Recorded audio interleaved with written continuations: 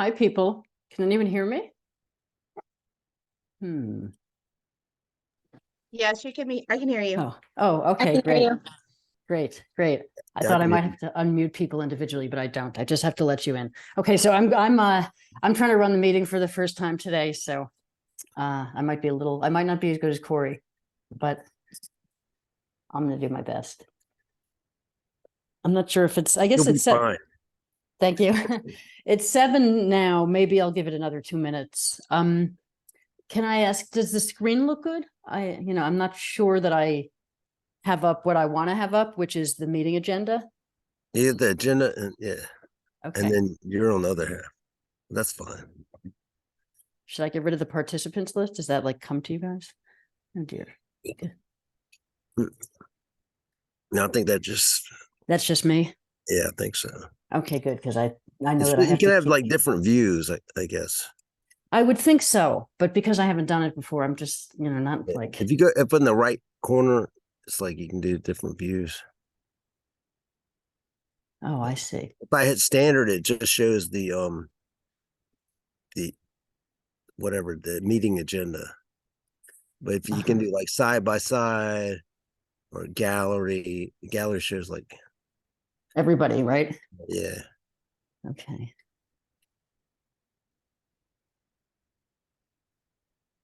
All right. I guess I'll give it maybe till 7:02. It's 7:01 right now by my clock. How many people do we have? Oh, we have 8 participants. Hopefully we'll get a few more.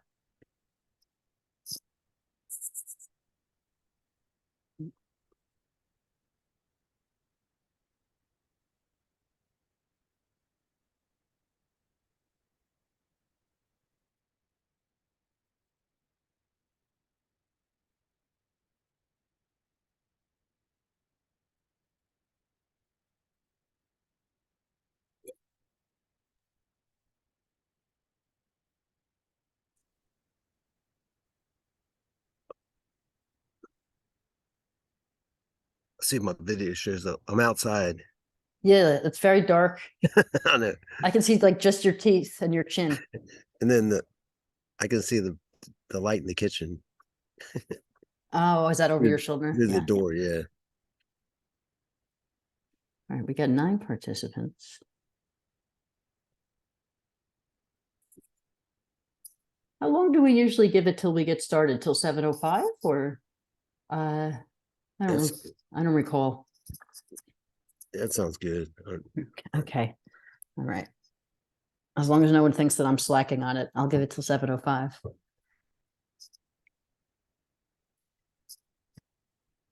I guess people will filter in. Yeah. Fill in or whatever. Here you go.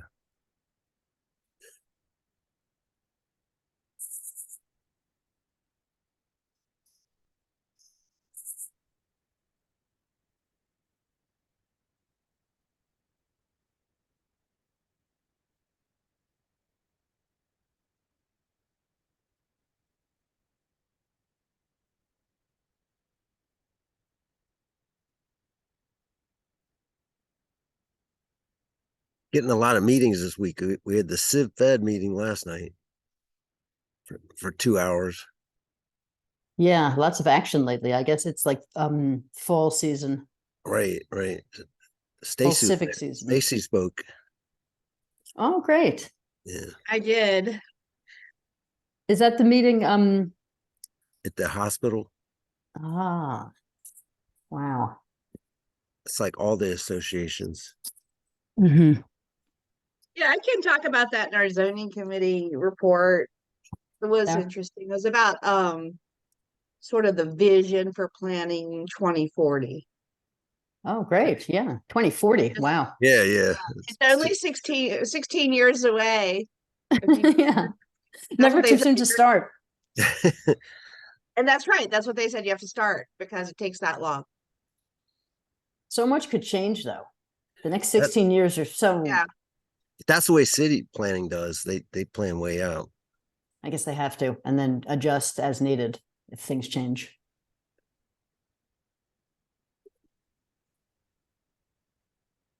That's been my exposure to it. They look way in advance. I I thought it wonder, was a pretty good meeting last night. What did you think? Yeah, I thought so. Yeah, I thought I was definitely mystified as to what was going to happen. I wasn't sure. But I thought Jackie did a good job of putting it together. Yeah, she did. So there was a lot of speakers. They each had their own kind of Yeah. pet. I don't know. I wouldn't say pet peeve, but like their pet issue. your own issue. She did that on purpose. She did that on purpose to get like a real wide variety of views. That's why I was like, is this really going to work? But I think when you limit people to 3 minutes, it's fine. Yeah, yeah, Huh, that it's helped. That interesting. helped. It's enough time to get them to get their message out, but then, move on. Yeah, and I guess if you want to have this like Don't different, dwell on it. you got to present them and go, not gonna have everyone coming back with why they don't agree. Okay, I guess we should better get going. I guess 7:06, so we've got a few people in here. So I said a moment ago, but can everyone hear me? Not just Ben. Okay, just someone let me know if you can. Yes, I can. We can hear you. Fabulous. Okay, because I'm doing this for the first time, like I said before, so the whole thing could go terribly astray. But unless someone lets me know that it has, I'm going to assume that it's not, and I'll start the meeting at 7. We have the first order is to approve the September minutes. Although right before we do that, I'll just note this: the inclusion of this message that we have at the bottom now. We're going to be using the chat window going forward only for technical issues or to post links that you're looking to share with the group, as opposed to for side discussion, which is consistent with how the county does it. When people want to weigh in, just raise your hand as you always have. And with me here in charge tonight, it might be, I might not be as good as Corey is at getting your hand, but I will definitely do my best to make sure that everyone participates as you want to. And then, having noted that, the September minutes were posted as usual for everybody to review, and they were excellent. So I'm sure everybody enjoyed them. Can I get a motion to approve the September minutes?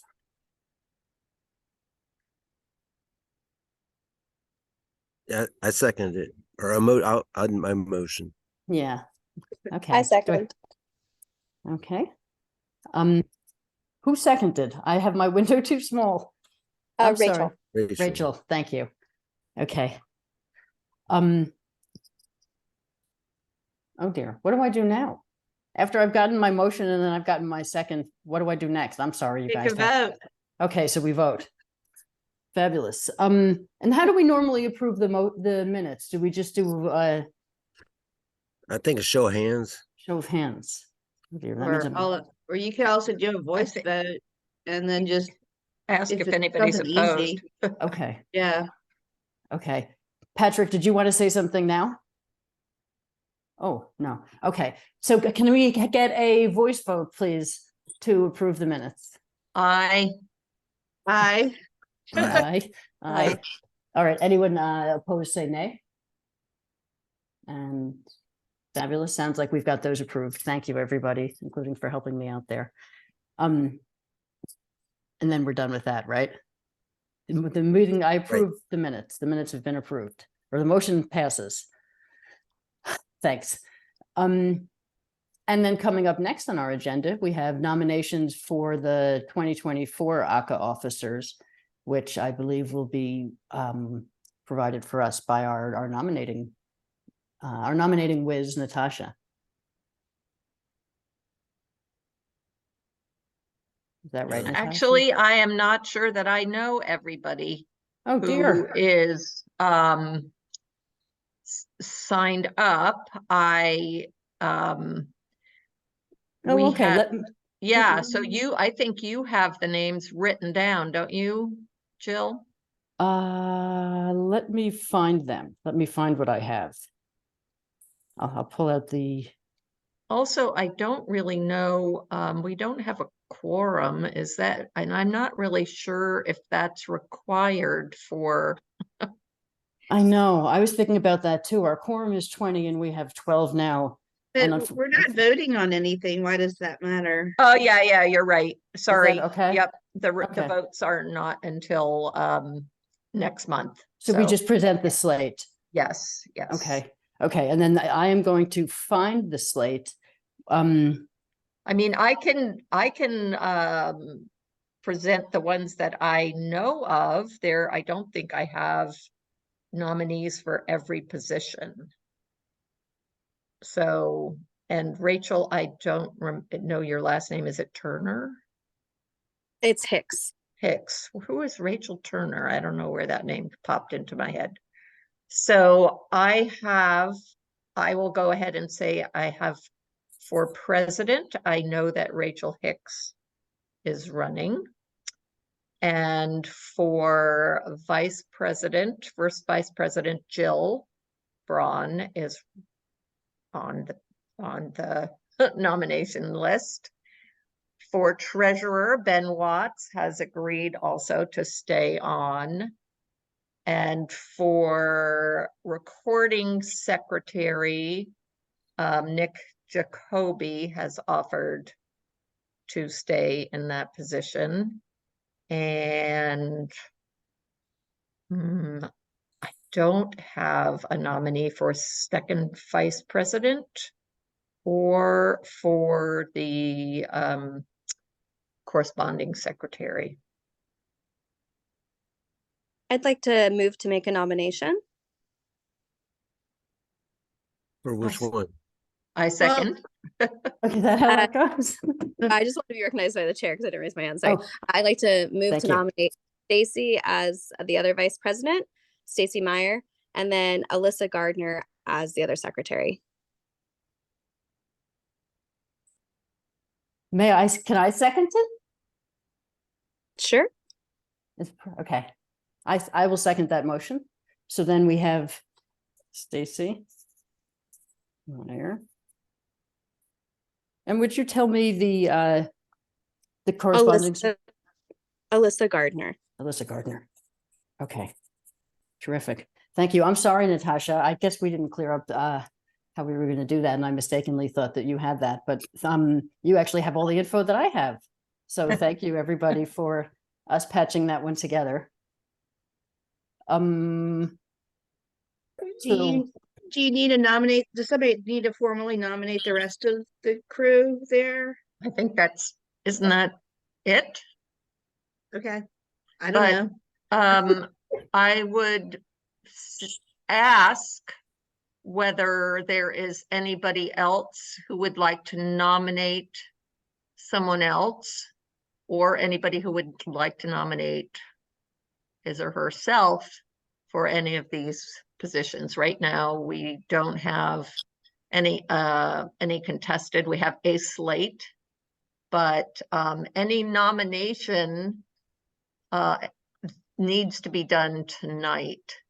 So anybody that we're going to vote on, we have to have that nomination in at this meeting.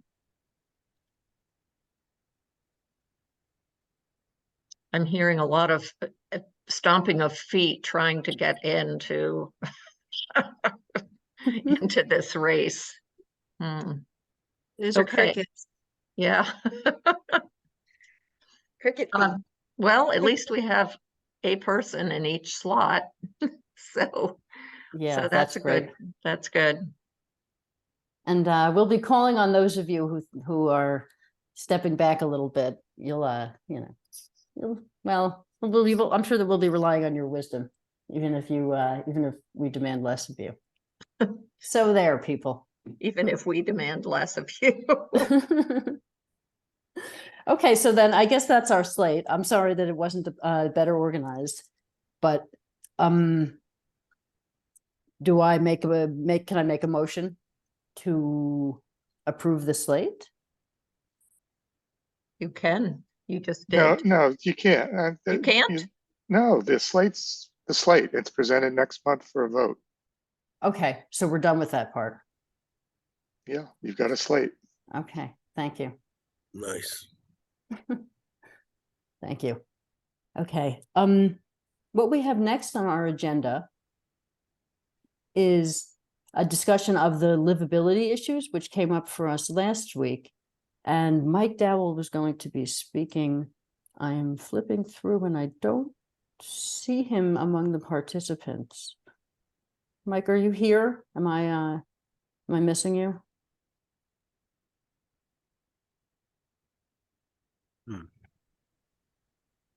Hmm.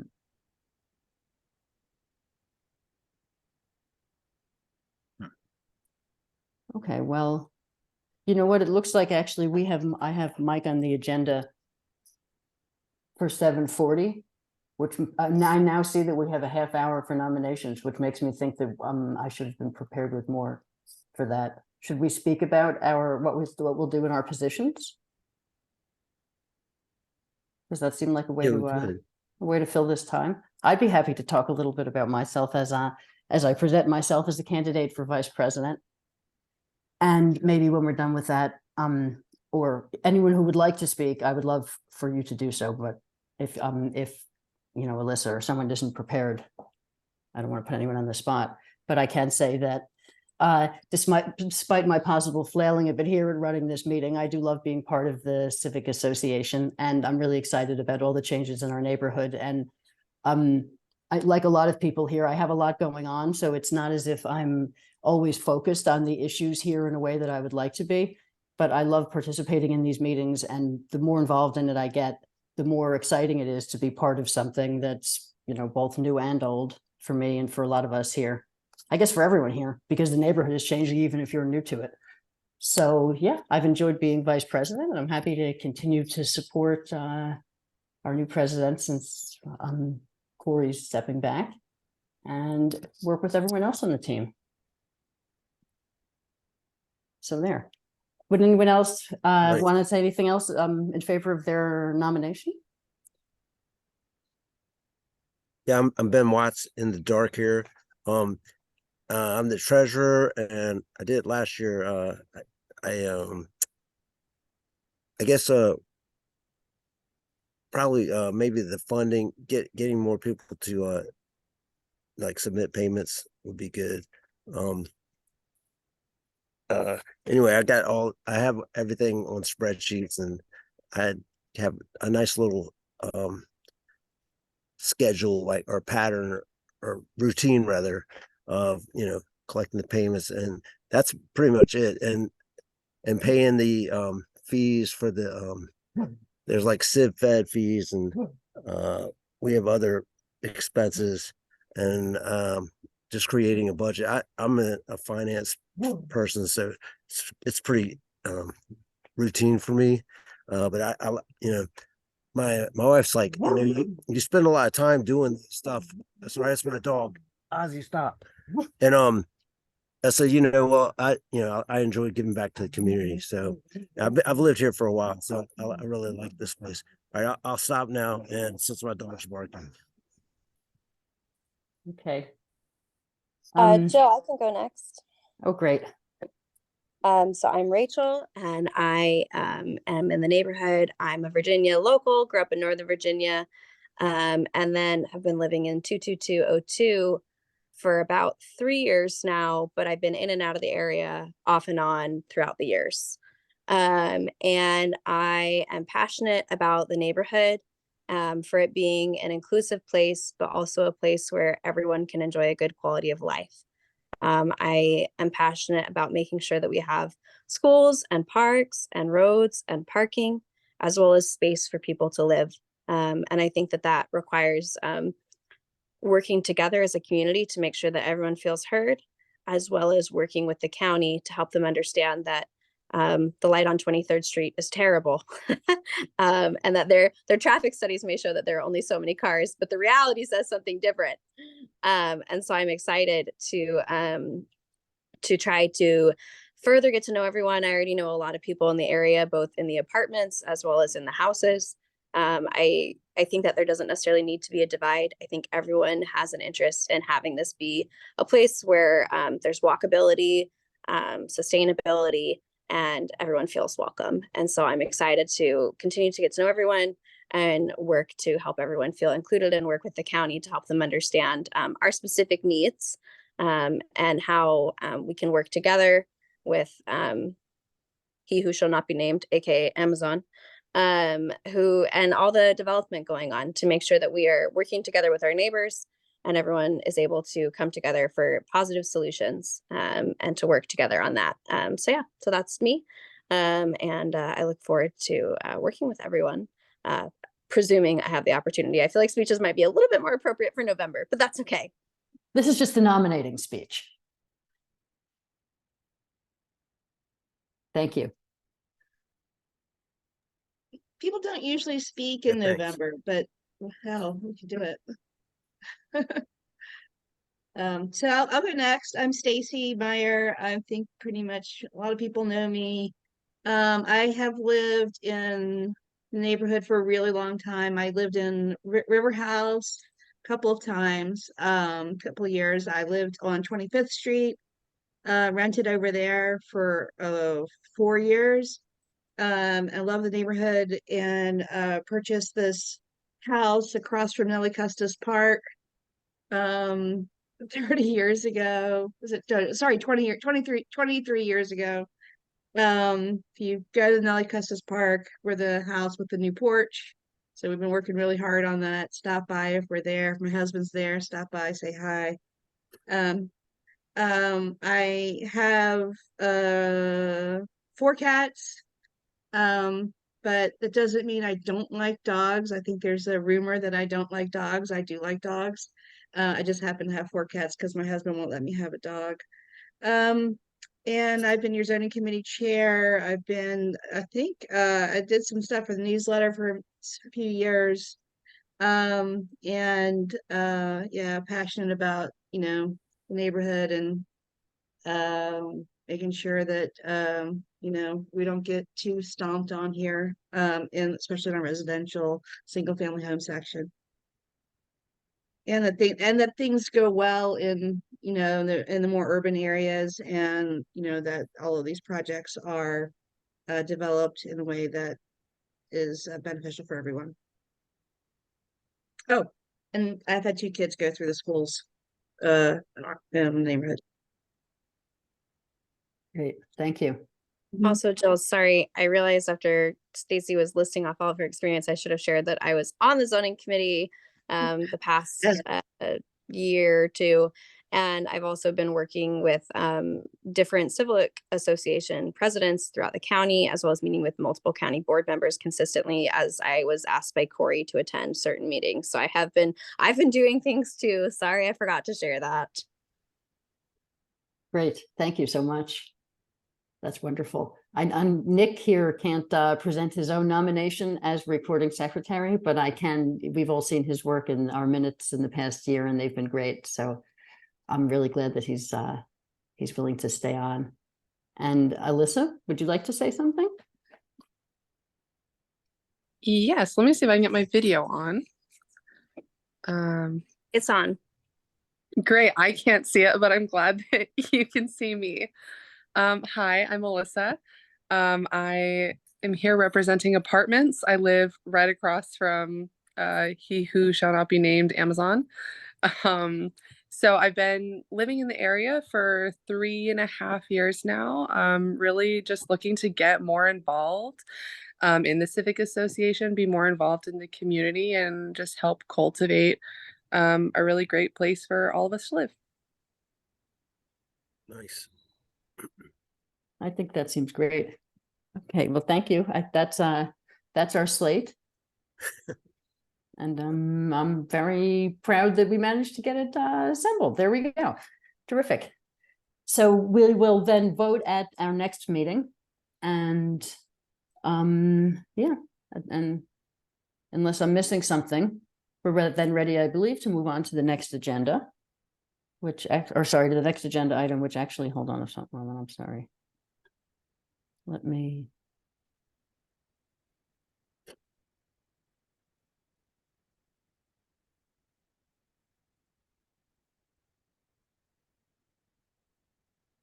Hi, Mike, you're here, right?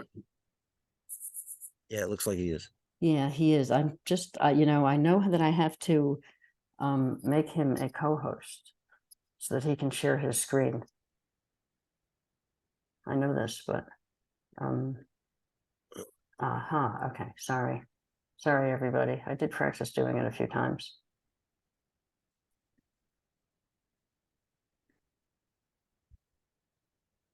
Mm. Okay. Mike, if you're ready to get started on the livability discussion, I know we are a few minutes ahead of the schedule because I speak a lot faster than Corey, I think, in addition to other shortcomings. But I did make you a co-host, Mike, if you want to share your screen, and we would be happy to get going if you're ready.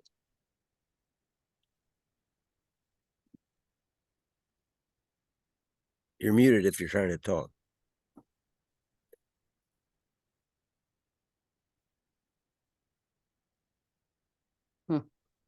Maybe not.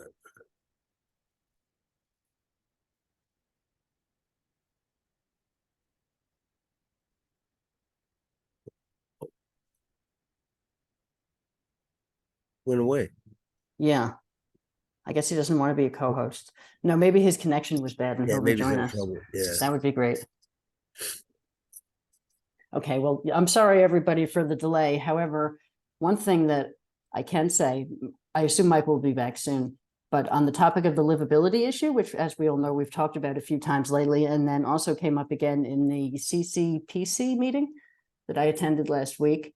A few times, Corey has raised a point that I think is such a great point, and it's such an easy point to miss. And it's a livability issue, but in any case, rather than make it sound like some mystery, there's the issue, in addition to all the things that we would like to see in our neighborhood, affordable housing, of course, and then all the other things on the list, there isn't an item for nothing. The idea of preserving open space that's just available in there and not turned into some sort of use is, maybe it's not something we can't have with more development in our neighborhood. I don't know, but it's certainly a part of the original idea of what makes our neighborhood so lovely. But it's a hard thing to preserve because how does it show up on the list other than as nothing? So we have the green ribbon as in our among the things that we want, which is an idea actually that I love. I think the green ribbon seems awesome, and that's a way of bringing green space and nature into the community and weaving it into the streetscape even. And as amazing as that will be, having grown up in Manhattan, there's a big difference between a place where everything is full of nicely landscaped things, and then there's also just open space and breathing room. And you know, I mentioned that I grew up in Manhattan and I like Manhattan a lot, but I also you know, it's really struck me when I've heard Corey make that point, and I've thought that's such a good point. Is there a way that we can do that? Are there other, you know, it's come up a few times. I see you, Stacy. I'll get to you in 1 second. Hopefully I'll be able to, well, I don't have to do anything, right? You can unmute yourself. Okay, anyway, it's come up. We do have the issue of parks and things like that we want, as well as a school. And I guess if nothing else, we'll have to be careful that we're not trading all the things that we want and winding up with an even more packed neighborhood with no open space and no green space because those things got knocked off the list. So that's just my little, I guess, little semi rant. And Stacy, I'll pass the baton to you. I couldn't help myself. So because I live across from Nelly Custis Park, I mean, I've been advocating for, you know, that exact thing, and it is really for 8 years, and it's really hard. It's really hard. We started Friends for Aurora Highlands Parks. That was how Carrie and Scott got involved in this civic association, and I saw that one time Janet maybe was, or Brent was on the call. I mean, literally, it is really hard to do that.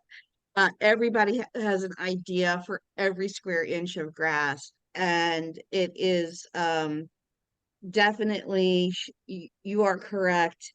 We have two parks. I think Eads Park is Arlington Ridge. I think for you know, just Virginia Highlands and Nelly Custis, and they need to be preserved, and especially with this idea of a school coming, it's a huge, it's going to be a uphill battle there. So if you ever want to join, anybody, Friends of Aurora Highlands Parks, you can look on the website, and we have a very, very narrow focus, which is preserving. Actually, there's an organization, Jill, that is of all of these people who are really involved with the Civic Association, that is just devoted to keeping those parks with open space. So check it out. Mm-hmm. Yeah, that's great. You know, the parks they're beautiful. They're an important part of the neighborhood. And I wonder, are there any ways to preserve any open space even beyond the parks? You know, a spot that I walked through, like by the library and the fire station. I've walked around that little triangle of grass a lot of times, and I see that it's getting a lot more crowded now, and like pieces of it are being taken away. And I'm not going to say it's, you know, a great neighborhood spot and then I'll miss that particular spot a lot or anything, but just it brings to mind how, you know, the slow incremental changes to the neighborhood really do make a big difference. And, you know, I was thinking, like, can we start putting like community gardens on every corner so that at least there's a reason to preserve the open space and not have it turned into something? You know, that was just not an idea that literally occurred to me for 1 second, but it just made me think, like, what can we do to just preserve some sky? You know, I mean, the parks are beautiful, but when I first moved here, it wasn't, everything was beautiful. You know, it wasn't just the parks. I mean, not that, you know. Yeah, Rachel? Yeah, so I think that's a great comment, and I agree there's got to be a balance between understanding what the vision is for the neighborhood and preserving the neighborhood we all appreciate, and working with growth and development. And I think that's where like smart zoning really comes in, and working with the county really comes in. Because like you said, like, again, it's not that you're going to miss that triangle of grass by the fire station. It's just the idea that there's breathing room, there's some space, there's some greenery, there's, you know, the median on 26 and all that kind of stuff. Just, and you know, that the houses are not 60 feet tall and they're not next to each other. There has to be some space in between, you know, all that kind of stuff makes it so that, like you said, I think that comes down to zoning and to some extent working with the county and also working with our neighbors, because I do think we also want to respect that, you know, if Stacy wants to put a front porch on, I don't think her putting a front porch is taking away so much of my green space that, you know, so it's such a delicate balance. But I definitely think that a lot of that comes down to working with the county and working with zoning. And I'm just going to suggest Mike Dowell put in the comments that he is struggling to get his audio working. What if we went ahead with the zoning committee report and the other business and then came back to him while he's trying to get himself figured out? I think that sounds like a great idea. Hey, Jill, this is David Lippman. Can I say something for a second on the Sure. topic you were just talking about? For Sure. those of you who don't know me, I am the Civic Association's representative for the Arlington Neighborhoods Program, which used to be the Neighborhood Conservation Program. And what that program does is sidewalks in the community, park renovations. As Stacy knows, we did the renovation of Nellie Custis Park through that program. We are right now lacking a project.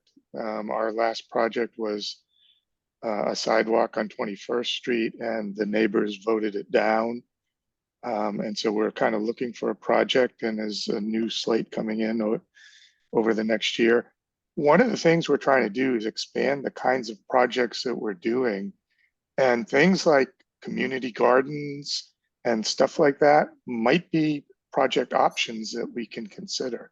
So I just wanted to kind of plant that seed in everyone's head, and hopefully over the next few months we can find a project that the neighborhood can get behind, and maybe it's something like finding spots for community gardens or doing something on a median strip or something that's beyond the traditional build a sidewalk kind of option. So just wanted to let people know and throw that out there for your Hey, consideration. David, I have one question for you.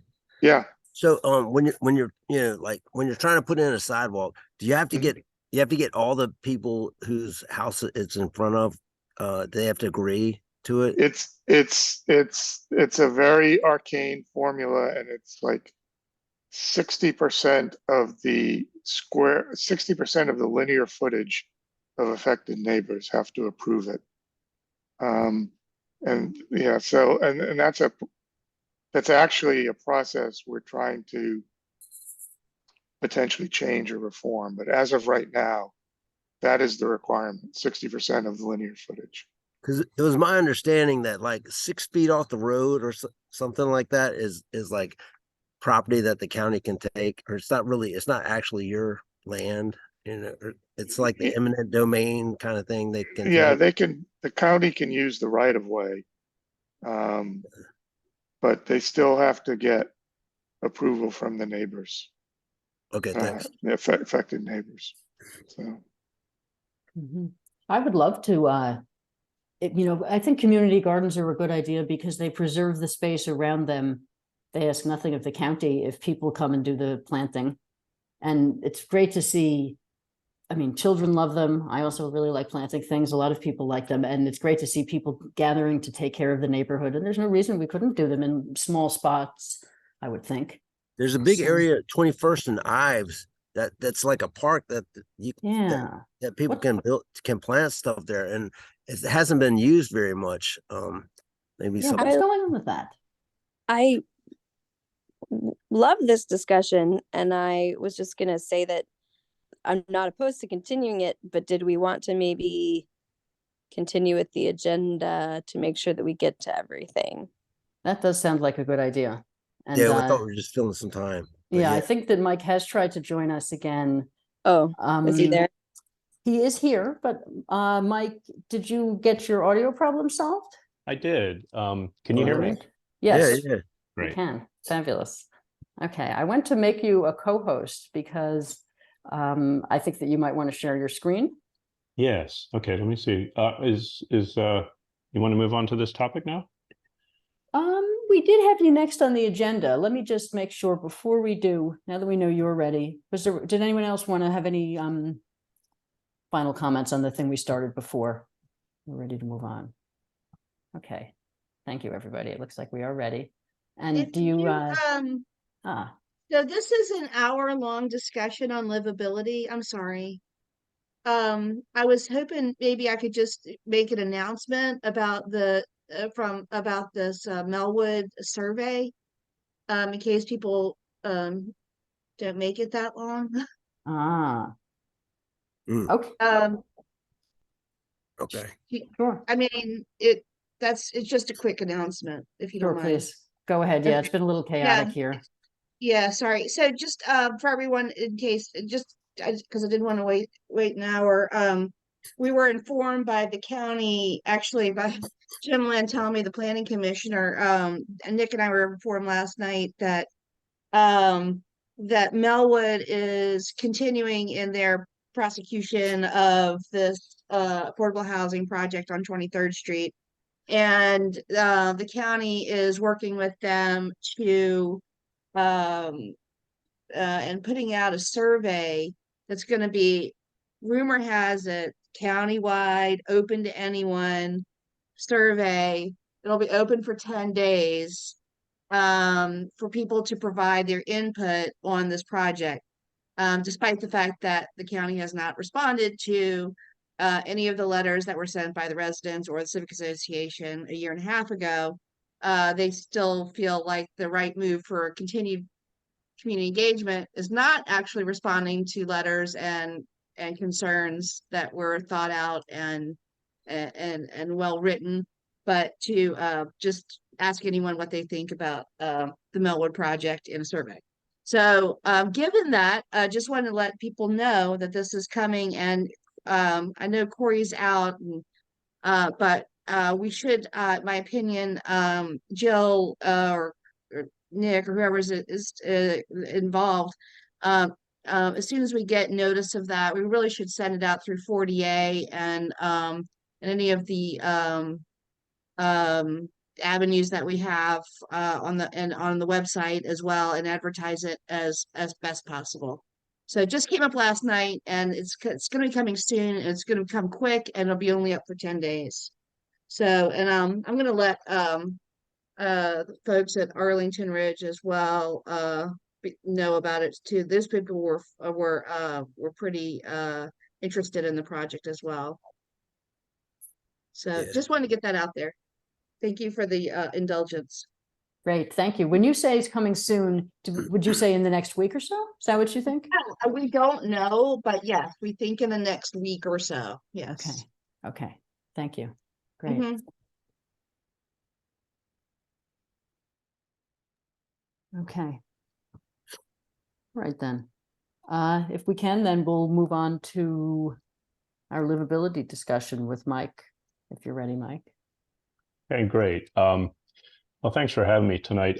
The folks, my name's Mike Dow, and I actually live in the Aurora Highlands neighborhood. So right now, I am the chairman of a council called the Crystal and Pentagon Cities Review Council, which is kind of like a commission at the county level that's made up of folks who live in the 22202 area, property owners and developers. And we meet quarterly to go over the sector plan implementations and to look at development, how things are proceeding, and bring issues up for resolution in terms of like construction issues or community concerns or business concerns or so forth. So one of the big things that the council is concerned with is making sure that our community is a fully featured community and has all the things that are that folks who live and work in our community need. And for a long time, there's been a pretty short list of essential items that we're looking to get in the community, especially as the population grows. And those include some things you're familiar with, like community center, school, more open space, and so on. So the livability group, which is essentially the 3 civic associations, put out an action plan about 4 years ago, and in that action plan listed their priorities for what the community needed. And those priorities made some of those priorities made it into the Pentagon City sector plan by way of a study. And so we're in pretty good shape in that we now have priorities in a plan. But those of you who've lived here for a while know that just because something's in a plan doesn't mean it's going to happen. So now the CPCC, this Crystal and Pentagon City Council, is pushing pretty hard to get those big priorities moved forwards toward implementation. So when we talk about big priorities, a lot of times we'll talk about when a site comes, like a Crystal Tower or Crystal House or Costco or something like that. There'll be some community amenities associated with that. The priorities we're talking about now are not really those. We're talking about big things like community centers, school, thing like that, where you actually, the county would need to put a bond out to get that kind of money to do that. And so the county has asked us to revalidate the priorities for the community. And so that's the activities underway. So I'll share a presentation with you. And I think what we'll do tonight is we'll go over this. This is presented to the, whoops, I don't know what that is. Okay, let's get rid of that. Presented to the civic, let's see if we can do this. Okay, to CPCC last week as a draft to show the CPC members where the 3 civic association presidents were sitting right now with respect to the priorities. So let me just get this sorted out. Okay, so what I'll do is I'll go through these and we can talk about it. But tonight I'm just here to tell you what's happening. Most of your input will go through the Civic Association presidents, and then the 3 presidents get together and make sure everything's aligned, and then that goes to CPCC, and then the stakeholders will all talk about it, and then we'll take that to the county. Now, why is this so important? When we speak with one voice as a 22202 community, we have really big leverage, because when all three civic associations are aligned with the developers and property owners, there's some really big things that can move forward. So that's what's really important here, is to get kind of a consensus on priorities, and then start to make that push to get things funded. Okay, so the community priorities right now are largely those that were identified in the action plan of 4 years ago. So and those are really big. These are really big priorities. Community center, things like that. And there's really been a lot of effort to get those into the plans and to start to get those moving forward. And the community is now kind of given this update. So there's a couple things we'll go over, what the priorities look like right now. And these are draft priorities. And then any emergent issues in general areas where things, we think we could do better. Okay, so what I'm going to go over tonight is kind of the draft priorities that the Civic Association presidents generally went to kind of executive boards, or I'm not sure exactly what the process was, but this is kind of the 10 to 15 community residents across 3 civic associations kind of getting the draft priorities on the table. So the next step is to validate that, right? So now the civic association will go out to all their members and kind of talk with them and see if those priorities are still valid. What are the other things we need to think about in the community, and so forth. And the next major activity will be this community meeting on the 26th of October. So that's a community meeting that's going to be set up in the new Amazon space. I think it holds about 100 people. And that'll be an opportunity to kind of go over these, give some feedback to your civic associations, and then we'll be able to kind of finalize these priorities and then move them forward. Now, I'll talk a little bit more about this in a minute, but there's clearly some follow-up that's going to be needed, because you can't just send a letter in and expect things to happen. So there's a set of activities being planned, and we'll talk about that a little tonight. I'd like to get your input on some of your thoughts on that, but we'll explain a bit about the kinds of workshops that we think could be helpful. Right. Okay. Oh, any questions? You can ask questions. Quick question, sorry. So you said the draft priorities were just completed last week. Is there a place where those are up for review before the October 26th meeting? Yes. So we'll get to those. They're actually in this slide deck, and I can send them over to Corey or whomever else wherever the best place to send it is. Yeah, that would be great, because I think if the community comes to the meeting and has no idea what they're walking into, that's going to be hard to have meaningful discussion. Mm-hmm. Yes, good. Okay, so what you see here, and this is a little, I hope you can see some of it, but this is the priorities that came out in 2019. And so they were grouped in some pretty big areas: housing affordability, essential services across the community, environmental sustainability, engagement, arts and culture, and transportation. And those are what the community submitted through the action plan to the county. And the action plan got some pretty good traction with some of the planning activities that have happened since.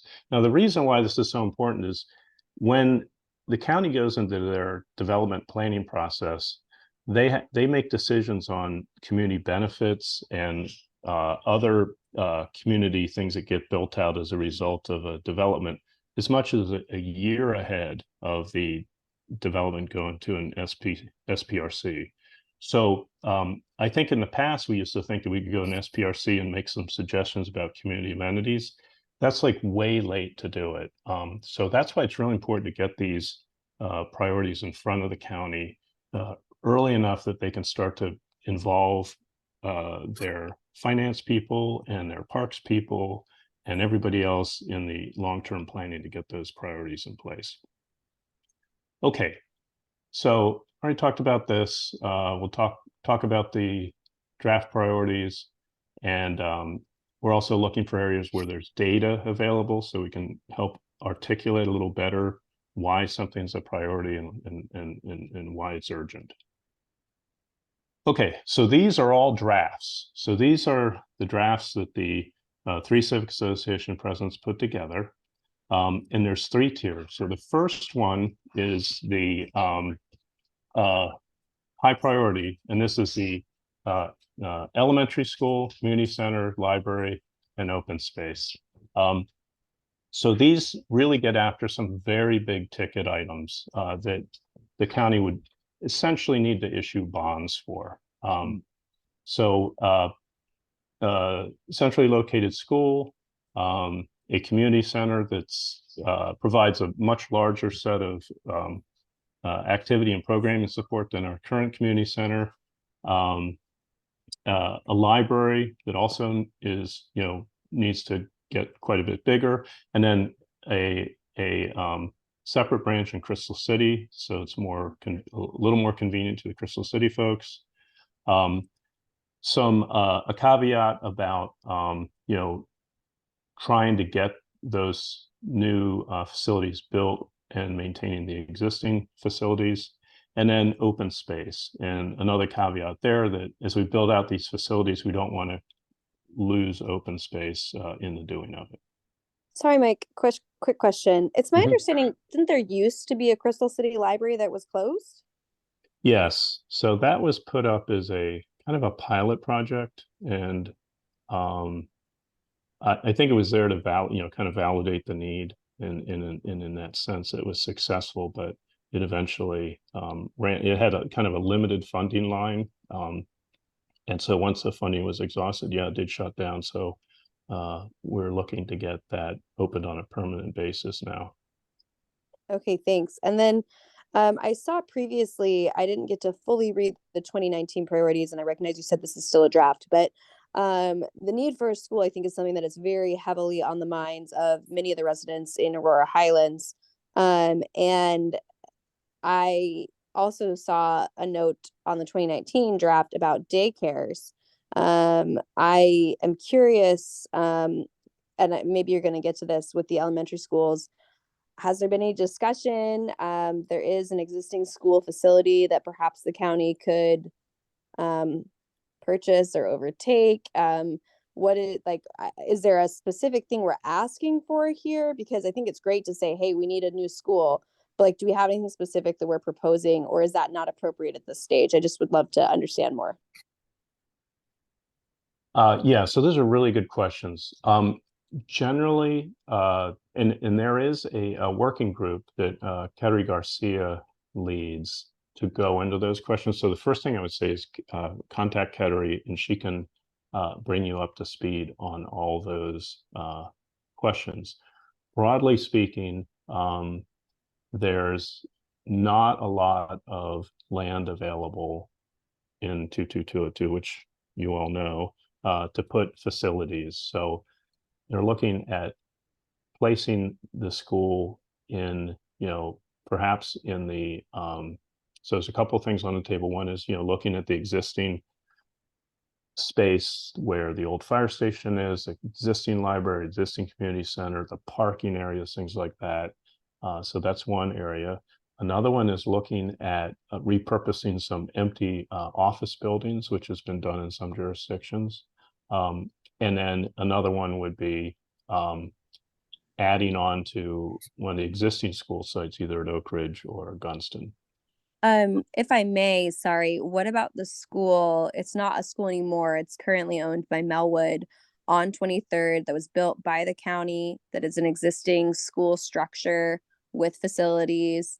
The county does not own it, but the county could attempt to purchase it back. It's an existing facility. Has there been any discussion of that?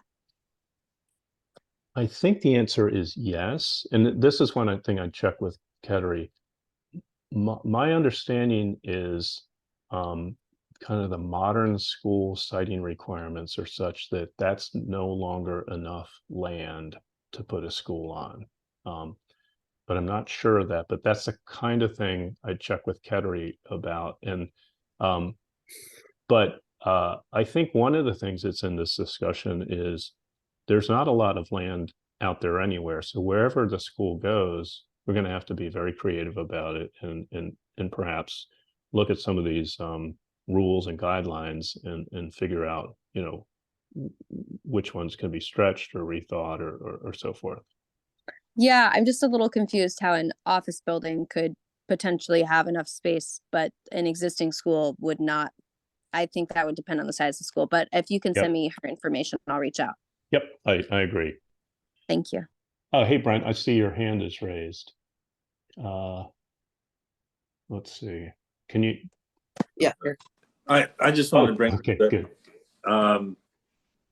that there are other possibilities for school sites, and without looking very hard, I mean, there's one possibility across from the bus facilities on Eid Street. The county owns some of the property there. There's some other properties that could be combined with that and come up with a sizable property where you could put a school. And I'm sure there are other possibilities, but there's just one. So I think we need to really explore. I don't think we want to take our open space and put a school in it. Yeah, yeah, either something like that, or in buildings in Crystal City that are not being used. Yeah, I think we have to be super creative about it. And I really like the site at the where the library is, but you know, it's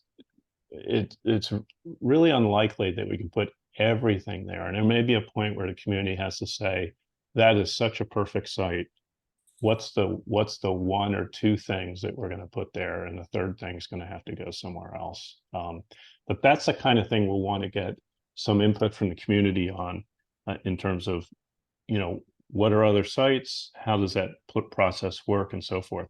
Now, I will say, and those of you who've lived here a long time, that a school is what the is part of APS, and that's a whole separate enterprise within the county. It's not part of the county per se. That, you know, regular county offices, the county manager Mark Schwartz does not control the school board, and so when we talk about the school, we engage with a whole different set of people, and that makes things pretty complicated, especially when we think about suggesting property that the school system doesn't actually own already, and so it gets really, really complicated. It's probably one of the things that's going to be the toughest to do. Having said that, I say that just to set expectations. What Kettering and the school working group are doing is really hard. I'm sure she'd welcome some help. Stacy. Hey, so is this supposed to be question and answer, or are you just trying to get through a slide deck? Because I didn't want to really bug Yeah. you. Well, I'll take a few questions. And I'm going to try to provide mainly information because Okay. yeah. Process as far as like, I know there's this, maybe I missed it because I went out the door for a second. So we're doing this information, and then there's a big meeting on the 26th. Right. And we're going to have documents. We're going to have documents between now and the 26th, which would be great.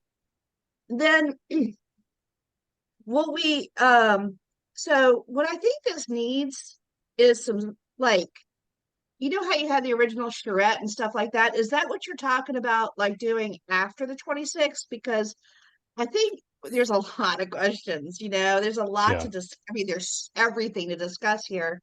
So my question is can you talk about that process? Because we were talking before with Corey about really trying to get the Civic Association to vote on the approval of this time. I think that would give it more robustness, and not just have it pass through. So I think, you know, I feel that way. I'm pretty sure Rachel does, to sort of vet this in detail. So what's the plan for that? Can we do that? How do we do that? And to get to a vote and then to get it back to you. Okay, so the vote is for you. That's for you guys to do, because you have to decide that. The timing that you need it by. Well, and that, I mean, we'd like to get that. We would like to get the priorities forwarded to the county, you know, as soon as we can get everybody aligned. So I think it would be maybe November would be good. Now, as far as right now, these drafts are sitting kind of above the civic, the 3 civic associations have kind of put that together. So you all will have to work out how to, get to consensus on that. My recommendation is you want to keep this language as simple as possible, because the more words you add, the more complicated it is to get everybody aligned. I'm sure you guys have done this in your work and everywhere else. You want to keep it pretty simple so you can get get to consensus and get it approved. So that begs the question, well, how do we work the details? And that gets to the next thing you're talking about, Stacy, which is how do we get to a forum where we can actually talk about details and really think things through. I came in just as you were talking about some surveys that the county does, and I kind of agree with, I think the direction you're going is surveys are not super helpful because we don't take the time to get people fully, give them all the information they need, sit down, discuss something, really get thoughtful feedback. And surveys are often too easy to misinterpret. So I favor doing these charrettes and workshops. That said, you got to pick the ones you're going to do. And so the thing we'll be just trying to get a handle on at this meeting on the 26th is what are the areas where the community really wants to sit down and talk something through and put some detailed guidance together. That's a big meeting, hard to get like a dialogue in a meeting like that. That's why I was thinking like maybe we would have after that or before that some kind of extended version of whatever this is. I mean, I know what this is. This is information. Got it. An hour is good for you to go one way and present it, but it's not enough to sort of have that dialogue that I think we need. Or do you just want to get comments written down and then collect the comments? I mean, I'm just not sure like what the right venue is, because I just don't think that it's so important that it needs more discussion. Yeah, so that's up for you guys to sort out with Crystal City and Arlington Ridge. But I would go back to, we want to keep this pretty simple. So, elementary school, reason why, community center, reason why. Not suggesting adding more detail. Yeah. I'm suggesting reviewing what you got here. Yeah. So I'll go through this tonight, and you guys, and I'm happy to answer questions. And when Corey's back, we can get more questions answered, and you guys can hopefully that get to the point where you're comfortable with this. We can get other questions answered the 26th. Can I say something about the school location, please? That location that I've heard so many people talk about, where our current library is a devastatingly bad location for a school. It's too close to the subway, and it would take away our only neighborhood green space. But there are many other locations, and as Brent said, by the sewage treatment plant, there's plenty of county-owned land, and there are access roads, and if you look at that area, you can see that there's plenty of space to put a school there, and we need to explore reasonable locations for schools that are not next to the subway and not in the path of people walking to and from the subway, which would be really a problem for school security. So I've heard people say that location over and over again. It's as if it's an automatic response to the fact that there's a park there and they can see that there's some open space. But it's a terrible location for a school and for all the traffic that school would bring. And it's right up against houses. That's not a good location for buses and school and all lots of reasons. But there are other locations further away from the subway, more appropriate to schools. Yeah, I would just add that this is the kind of discussion we need to have. We need to have a real thoughtful discussion about all of this stuff. And so 1 hour now, maybe not enough. A meeting with 100 people to kind of I just wanted to interrupt the flow of the logical location for the school is where the library is, because I keep hearing that as if people are just repeating it and they're not thinking, no, that's a terrible location. Yeah. No, I hear you, and that it doesn't, so I don't think this priority list will provide any opinion on where that school should go, because that's a really complicated thing to work through for a lot of the reasons that you just talked about, Janet.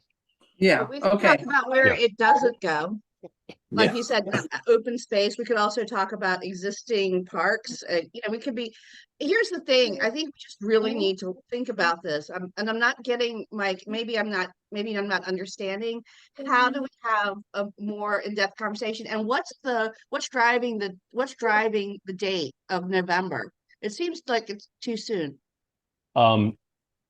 Oh, we really need it. So the reason is that What makes reason? this drives decisions that the county makes on bond planning and the capital improvement plan. So it's important to get this in so that we can get into the planning processes for county budgets and bond plans.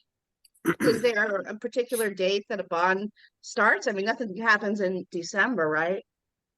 Or Well, does and it? then there's also, as we get into some of these other ones, we start to get into some of the areas where the developers may be contributing funds, and so there's site plans that are coming forward. So we need to get into those planning processes. Okay. So that's why we really want this priorities list not to have lots of qualifications or anything on it. We want to get the priorities established. Then we'll follow up with the details on, concerns about sites, community center. One of the big things here is we've talked about community center for a while. I think this is a good case where we need to get the community together to start talking about what should be in a community center, because we're a different kind of community than, say, Lever Run or Walter Reed. So we need to poll our community, including, people who live in the single family houses, people live in the high density areas, really get a good idea of what this community needs in a community center. Otherwise, we risk getting just, your standard community center that may not have the programming and features that this community needs. So that's a good example of an area where some detailed workshops might be really helpful. And why did they close the Aurora Highlands Community Center? I didn't know it was closed. It isn't? Okay, I thought it was. Yeah, no. Okay, let me get to the next level. So this is the second tier, and this is an important one. One of the big points that the community is, the three civic association presidents and the Crystal and Pentagon City Council is thinking of recommending is the county has put a lot of focus on housing for over the last 4 years in our community, and we now have a lot of affordable housing in the pipeline. And I don't mean affordable housing in just that narrow legal sense, but housing that covers a lot of income levels. And by the year 2030, we're going to have a lot more diversity in housing units in our community. So what we are leaning toward recommending is recommending to the county that they shift their focus away from housing going forward and start to catch up on all these other priorities like open space and community centers and so forth. So that doesn't mean that there would be no focus on housing going forward. As the way the development rules are set up is anytime a development goes up in Arlington County, they have to make a contribution to the Affordable Housing Fund. A lot of the work the last few years has been focused on additional contributions to housing above what they call the baseline. So our recommendation right now is leaning toward advising the county that we'd like them to shift away from, focusing kind of exclusively on housing and start to pick up some of these other priorities. All right, second one is the green ribbon. This is for folks who aren't familiar with it. This is a biophilic pedestrian and bike network through the 22202 area that's used to make it easier to walk through the area, and in particular through some of these super blocks that have been hard to walk through, become hard to walk through over the years. One of the recommendations is to increase the look at opportunities to kind of help out the local ecosystem in terms of getting plantings and insect friendly plantings and other aspects of the ecosystem that we can support along these pathways. There was also a desire to develop some more detailed design guidelines for the green ribbon. Corey briefed this to the CPCC the other week and got a lot of support from the developers and property owners. They'd really like to work with the community to develop those more detailed design guidelines and see how we can really build out the space. Now, the fear is, and what everybody's a little concerned about, is this green ribbon could just become green sidewalks, and nobody wants that, but we're going to have to really take another look at these guidelines and see how we can keep that vision really strong. Okay. Stacy, do you have another question? Or I'm sorry, I'm not real good at managing the, let's see, view. Okay. Stacy, is that you? I have my hand raised, Rachel. Okay. Oh, hi, Rachel. Are you Hi. RH? Yes. Okay. I just wanted to understand a little bit. So at 18th, where they put in a bunch of grass and made the sidewalk bigger and took out a lane, is that part of the green ribbon? No, you mean right at Fern Street? 18th and Fern, right? Yeah. Yep. No, that's not. That's part of the what's called the Complete Streets project. And that's something that DES took on a couple of years ago. Okay. No, I think there's got to be a balance. Like, I absolutely want this green space. I think we all love that.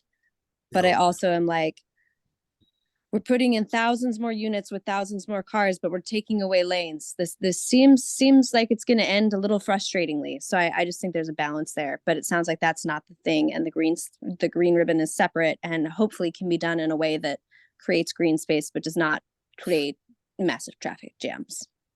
Right.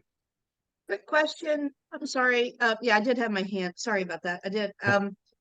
Is there a map of this green ribbon yet? Somebody was talking about it last night, that there was it had been identified as to where it's going. And is there like any kind of like a rendering? I haven't been a part of it. I was just curious where we were with that. Oh yeah, it's in the Pentagon City's study sector plan. So it's broadly drawn out there. I think as it goes through the private properties, there's a little bit of latitude to, Right. kind I've of, seen that one. That's it. So that, okay.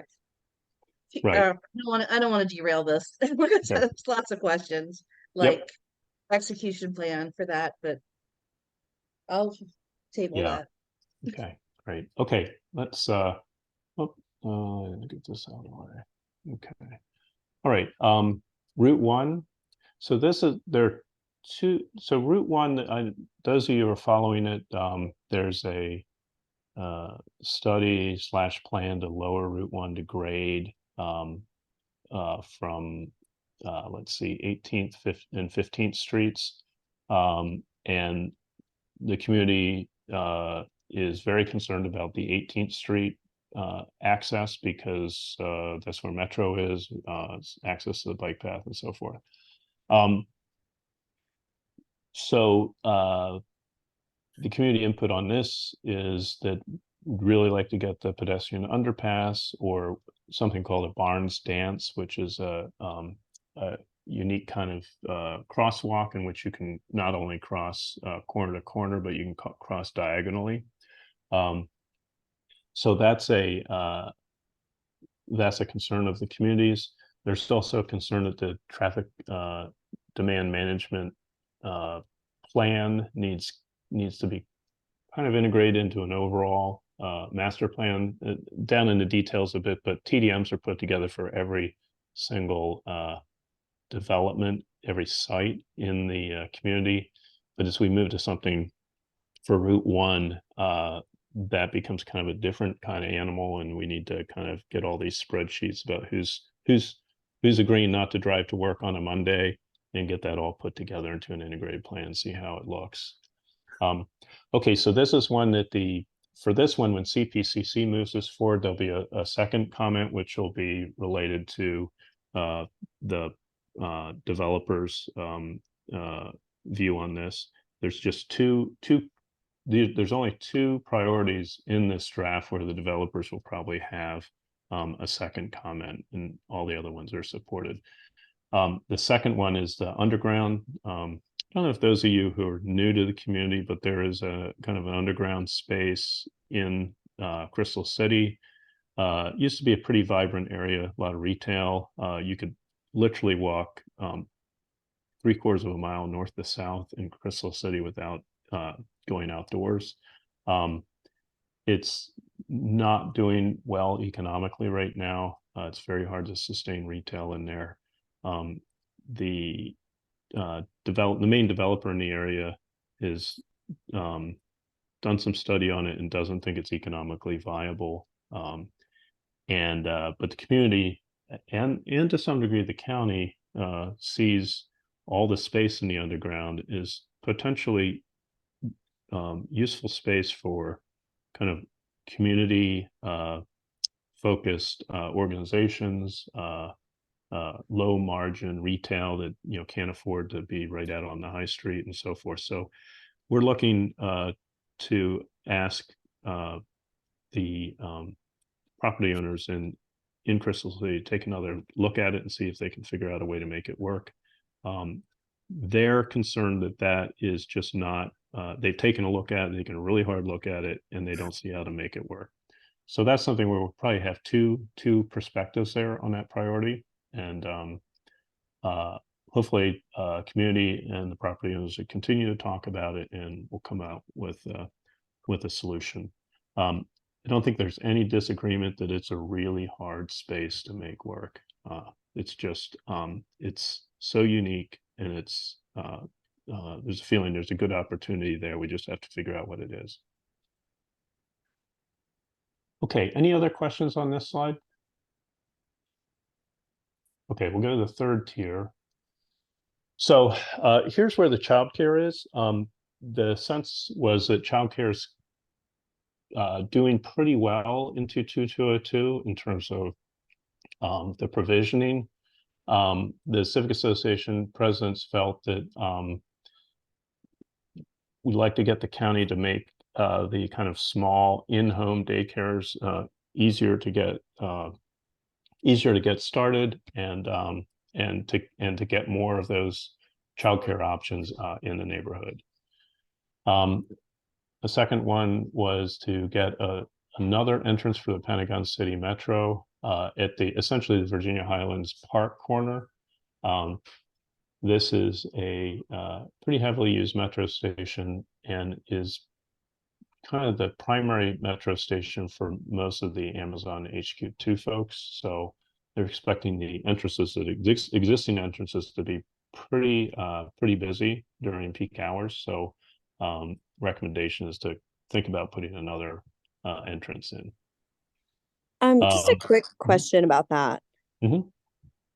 Do we have any, I mean, Amazon has all 8,000 workers here. They have announced that they're indefinitely postponing HQ2, the Helix. So this idea that like these gates are overwhelmed, do we need a new entrance? Where is that coming from, and where's the data to back that? So this is assuming that HQ2, the Pentagon, what Penn Place is built. So that's where that would be coming from.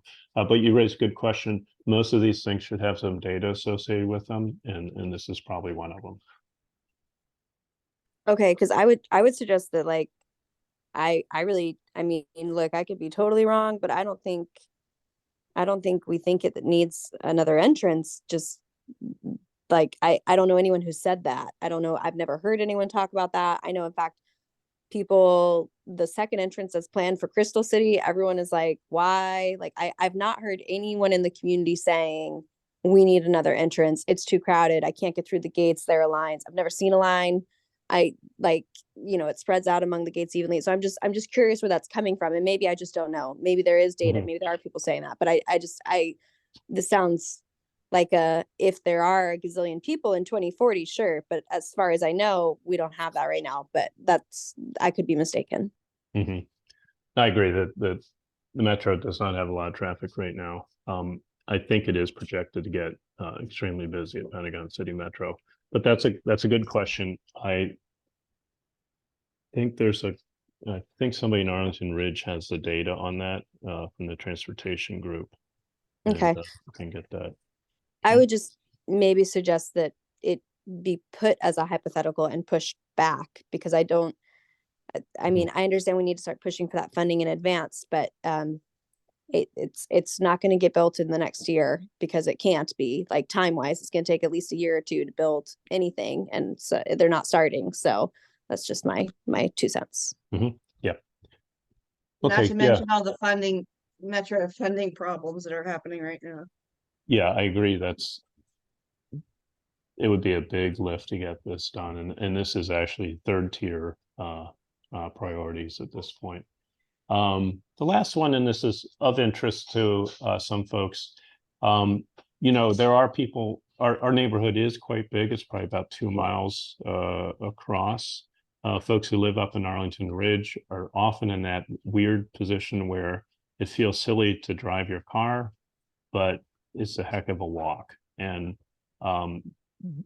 there's some interest in trying out some short distance kind of bus services, or electric golf cart, or some kind of jitney service, to see how that would work for getting people up and down 23rd Street, or some kind of circulator that would move among the major retail and metro areas, and then circulate up through some of the neighborhoods. There's a I'm a little lot of interest in trying this out. So. I'm a little confused. We already have a bus that goes up and down 23rd Street. This would be a free service that would be more regular, and would take folks over to some of the the grocery and other places.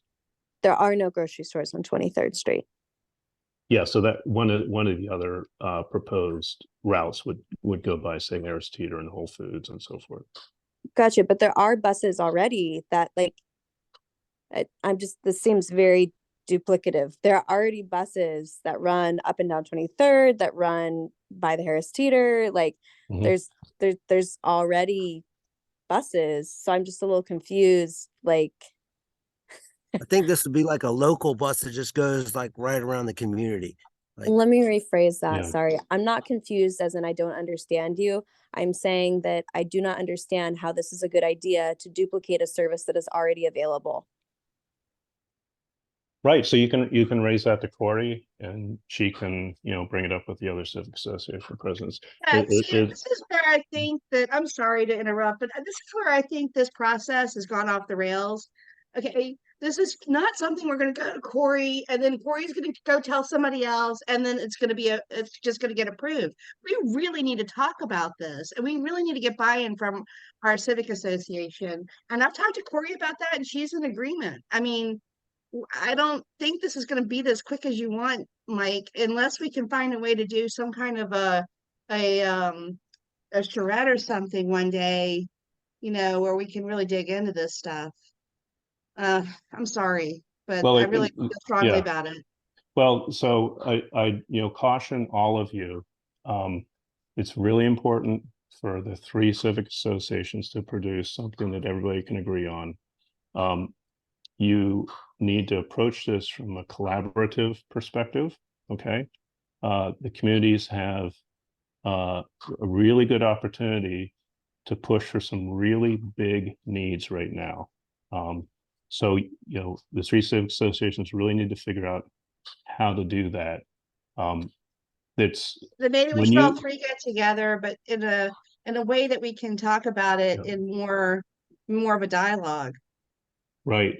So that's really, you know, that's something you can take to Corey, and she can Yeah, talk with well, the other civic association presidents and figure that out. yeah, but I think that's what we're gonna do ourselves. I mean, I just don't see this without having more of a robust dialogue, and unless you want to come for 3 hours or 4 hours or something and really talk this through. Because it looks like there's some things here that, or is there a fourth tier or is that No, the there, last tier? so what I'll do is I'll go into the emergent issues right now just to show And you the kinds of, maybe the idea isn't to add things, but maybe to take things off, and maybe to caveat things. Because it seems like there's more here than probably maybe there, at least on this page and on a couple of other pages, that we'd want to maybe limit in some ways. Mhm. And is the airport on here at all? Like the noise issues? I don't know that I saw that. Sorry? The noise issues from the airport? No, Did I miss those aren't on there. No. Why isn't that on here? It didn't get put on. That's again, the three civic associations got together and put together this draft. They Um, didn't brought it back to the community. The community needs to No. have input. So I won't say that again, but I feel really strongly about it. So, and I mean, there's just lots of good things that can happen when you get more people involved. So, my opinion. Yeah. All right. So just to bring you up to speed on some emergent issues, the 23rd Street Restaurant Row is interested in getting a small area plan put together. There's a concern that those buildings are starting to show their age, and that restaurant row is in danger of disappearing if they don't have a kind of a detailed planning study to kind of figure out how to keep that area vital. This, just as a history, this Crystal City Sector Plan, which addressed Restaurant Row, had to kind of preserve and maintain phrasing in there for to maintain the kind of historic character of it. But 10 years on, they're realizing that they need a little bit more than just don't touch it. It's going to need some planning in order to set it up for being sustained in the future. Okay, second one, Cinetic was a local theater. We no longer have a theater in Crystal City, and it's a big concern for folks that there's a lot of construction going on, but there's not a lot of arts, culture, and music coming along yet, and so that's a problem. There's an opportunity. Pentagon Center, which is the Costco area. Those of you who follow this, that's not part of the Pentagon City Sector Plan. It's its own little plan, and they didn't participate in the Pentagon City study. They're now interested in joining the Pentagon City Sector Plan. And so there's some opportunities to think through how the green ribbon might be routed through Pentagon Center. Opportunities to do better, not doing super great at breaking down the porosity through some of the super blocks. Those of you who looked at Crystal Tower and Crystal House site review plans, those didn't get a lot of improved porosity through the parks. Crystal City is very concerned that they have a lot of parks in their plan, but they're not getting delivered. The detailed plan we already talked about, and then some concerns that some of the green space that's been coming on, some of the green space that has come online has a lot of hardscape in it and not as much green as the community would like. Okay, Stacy? I have Sorry. my hand raised too. Okay. This is I know. real quick. Mhm. Question, and I've lost my train of thought. Oh, one thing that we have here as an emerging issue is this Melwood and these and the East Street residential glut spot zonings. Did that ever come up as an emergent issue? Is that something that is of interest to Arlington Ridge and to us? Because it's definitely something that we were overwhelmingly against last year when we voted on those two projects. No, I haven't heard anything about it. You I might can want make a to. note of it. Okay.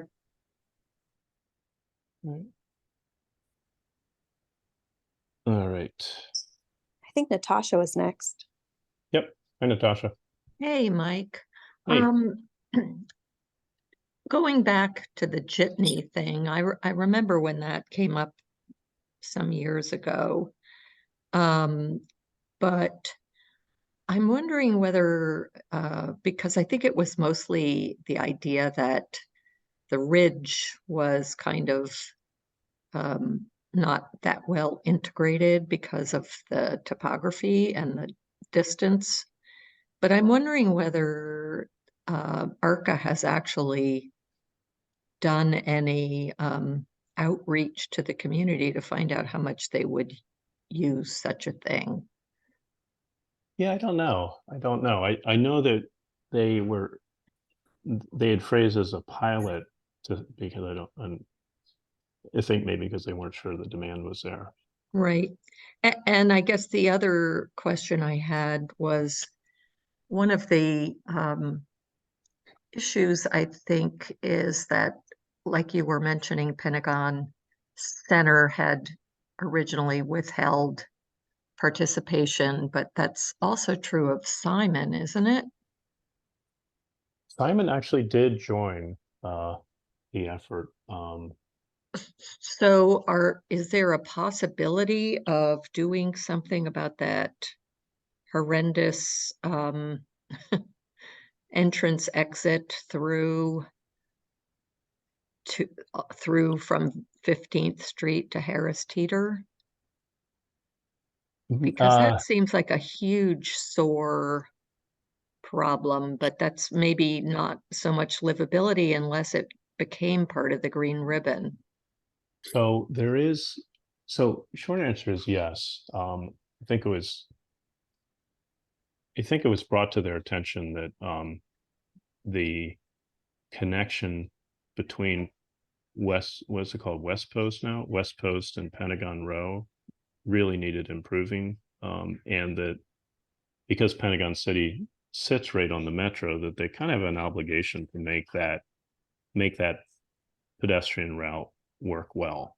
I think the Pentagon City plan shows the path going east-west, but I'm not sure what it does along 15th Street, Natasha, or along that north-south connector. I do know that I don't think that's compliant with any policies. There's no sidewalk, there's nothing. How did it even get passed? I'm really just floored. But anyway, that goes back. That's history. Yeah. Okay, I just was thinking if there's ever a time to try to address that, it would be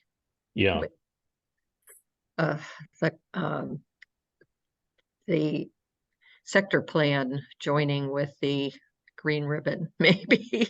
Yeah, that's right. Somehow.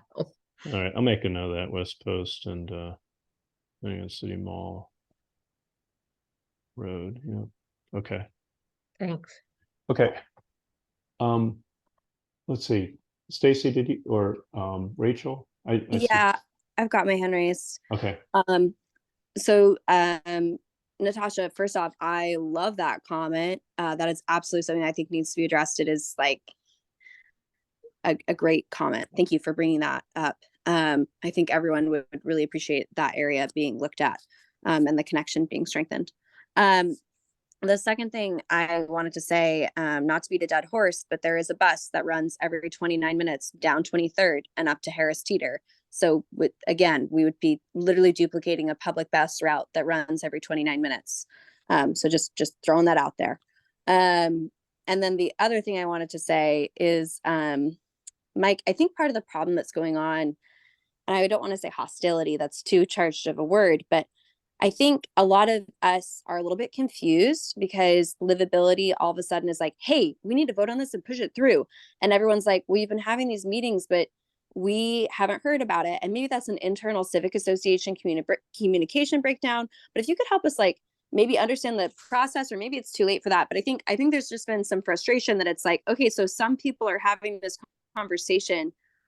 When is there broader community input? And if the broader community input is this one meeting, okay, but what can we do to actually provide community input? And I understand our representatives have been there, Corey has been there, but I think there's just been a communication breakdown. And so I would love for, if possible, I know you don't have a ton of time, to help us understand, because I think we all want the same goal. Everybody has strong ideas. Like you said, you got to keep it small. You can't be too detailed. We're trying to bring a lot of minds together. But I think people want the chance to have input, and they feel like they're not getting that. So what do we need to do? Maybe it is internal civic association. Maybe we need to have a follow-up. But I just would love for you to help us understand, if you could, please, and thank you. Right. So yeah, and so Rachel, I completely understand how, you know, what you're saying, and we need to get the community re-engaged with these issues, and it is really important to speak as a community. This is so the library was what was built as part of the Pentagon City sector plan, and that dates back to 1976. So the amount of development going on here, this is a once in 50 years or once in 100 years maybe opportunity to get some of these community facilities in place. And we're rightly really concerned about open space, because we don't really create more open space.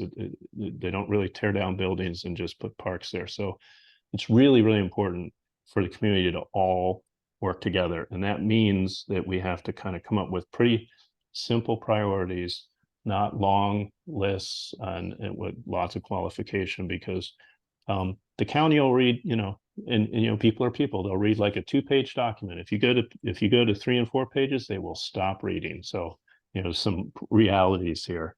So we do need to get together and get the priorities set.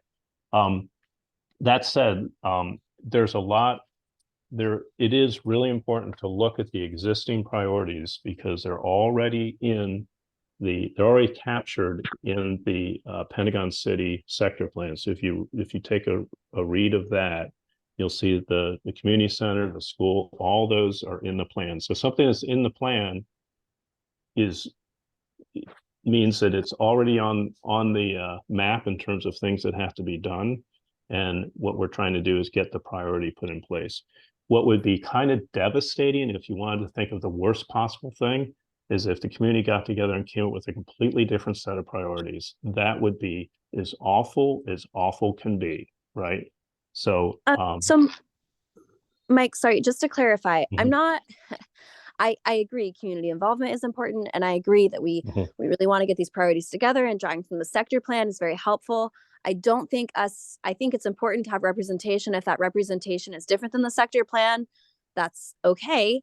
Because that's what the community wants. And that's important, because that's what we're trying to do here, is represent the community.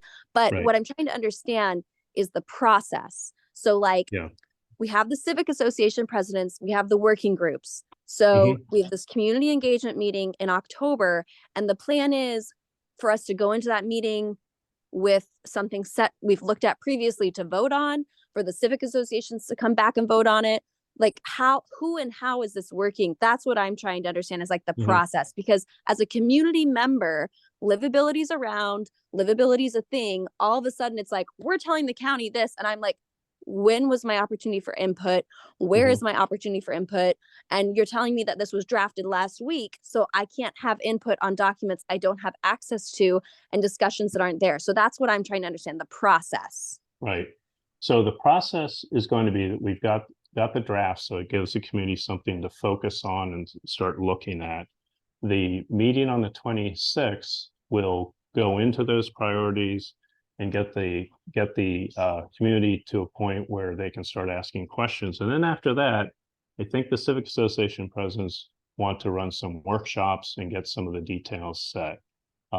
So what's really important in the developers, property owners, everybody brought this up, is they absolutely want to get validation of the priorities across the whole community. So the fact that this is sitting here with the 10 to 15 folks who've kind of put those initial things on the table, that's not enough. So for the county to take this as as a true community input, we have to have these meetings. We need to go through a process, and this community meeting on the 26th is the first one. So I know there's some chicken and egg thing here. We just had to get these draft priorities kind of put out there so that people could have something to start looking at.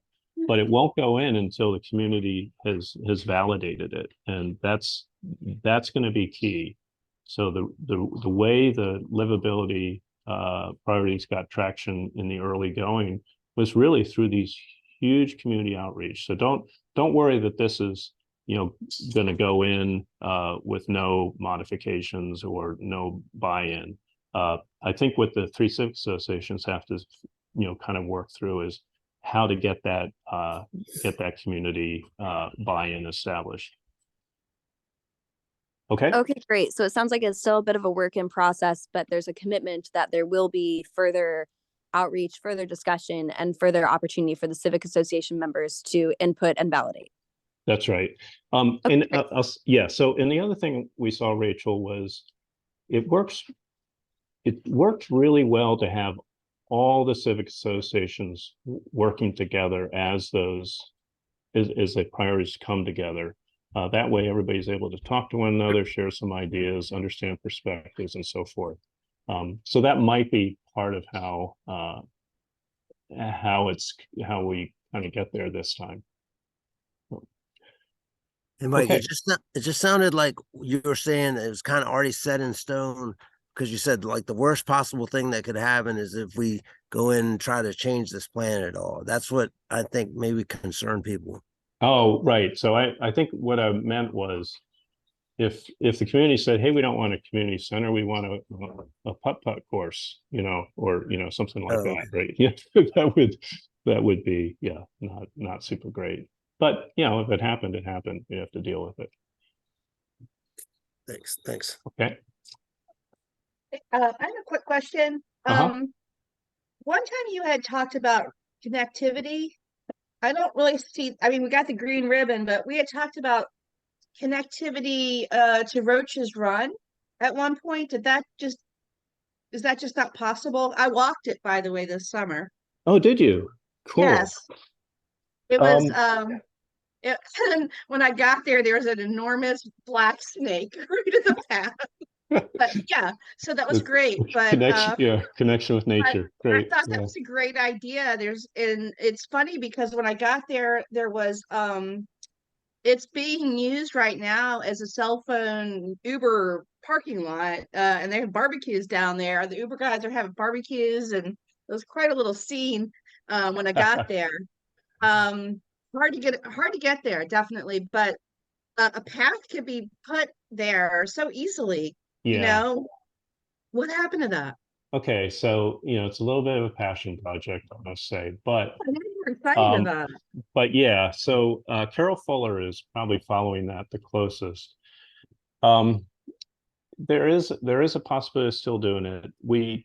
Carol talked with the National Park Service. The problem is that land is owned by JBG Smith, the airport, the National Park Service, and so there's a lot of ownership issues there.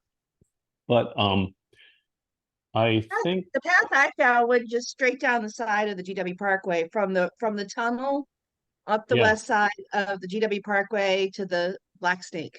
Yeah. And did you go under the railroad bridge and then come up into Long Bridge Aquatic Center? Well, so we got lost on the way back, but the way to get there from the tunnel, the bike tunnel, to the Roach's Run was pretty straightforward. Yeah. That's different from what you did though, Mike, through the woods, right?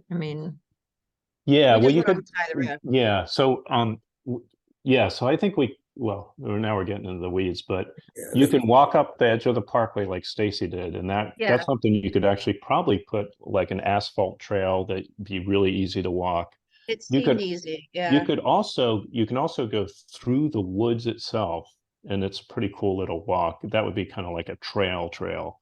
But ultimately you converge, you end up, even if you go through the woods, you end up back out on the kind of near the parkway.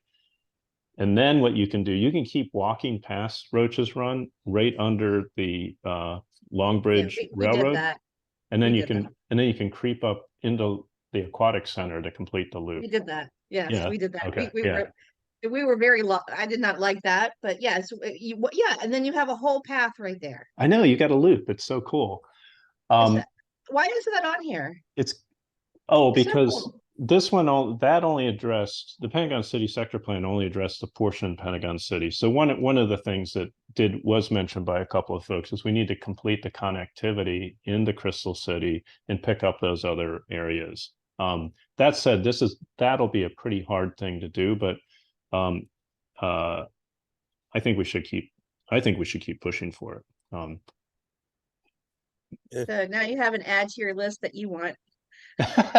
well, But I just if it was generally like the connectivity, because also there's connectivity to the marina. They just put that in. Yeah. On the east side. So I mean, all of that can be connected. Be really cool. Yeah, I'd love to see that on here. Yep. And I talked to we got to make sure Longbridge, as they rebuild that trestle, that they've got enough space that we can walk underneath it, between like a sidewalk. Yeah. But anyway, there's a lot to talk about there. I think it's worth pushing for that. Carol Fuller follows it most closely, and she can get you up to speed on that. But that's the kind of thing, Stacy, that coming out of the community meeting, it seems like we'll probably want to do another workshop on the green ribbon and start kind of detailing that out a little more. Okay, are there any other questions I can take right now?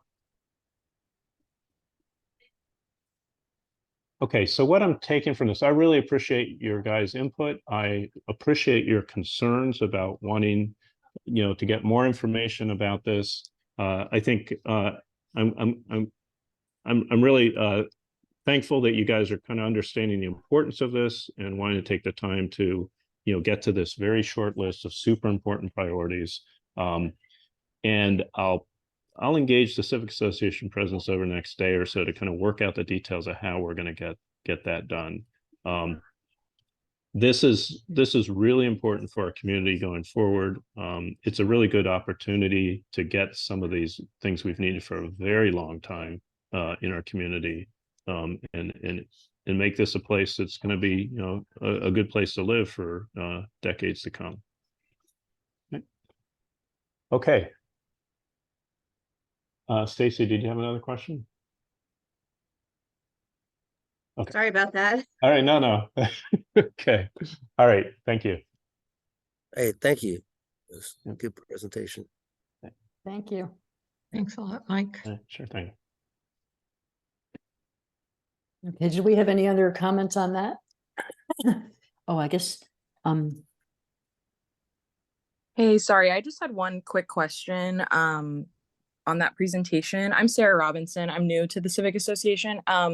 You talked a little bit about bonds and some other things, and I'm wondering what the funding source is for this from the county, because it's sounding like they're preparing to apply for a block grant or something other than that. Do you know what their plan is?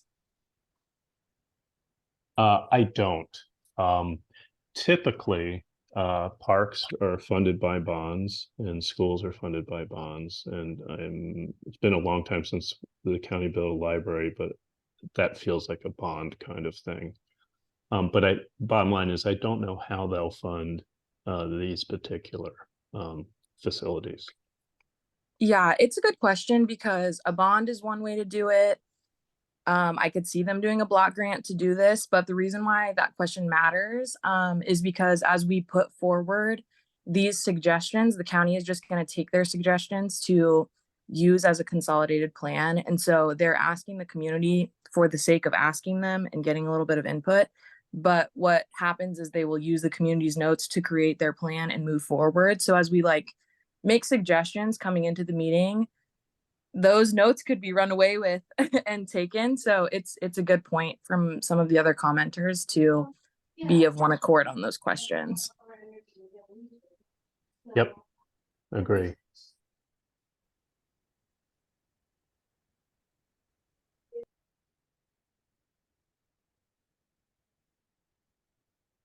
Okay, thank you. I think I've got my agenda screen back up again. If I did that right, it took me a moment, but thank you, Mike, and thank you, everyone, for your participation and comments. Thank you. The last thing that we do have on the agenda is committee reports. Stacy had a discussion. Sorry for about us. that. Yeah, I had some more to talk about. I just wanted to get that announcement out about the earlier about the survey.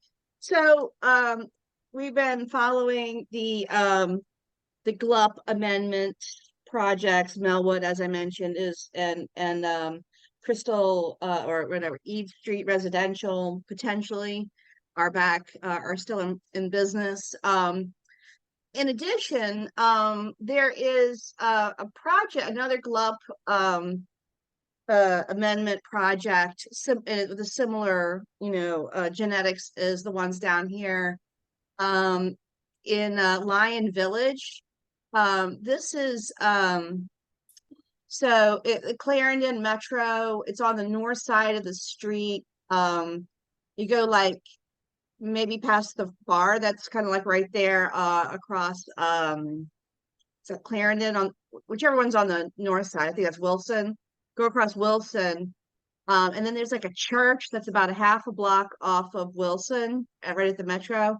That church wants to build affordable housing on their property, and using the same sort of precedents that they're talking about down here for Melwood.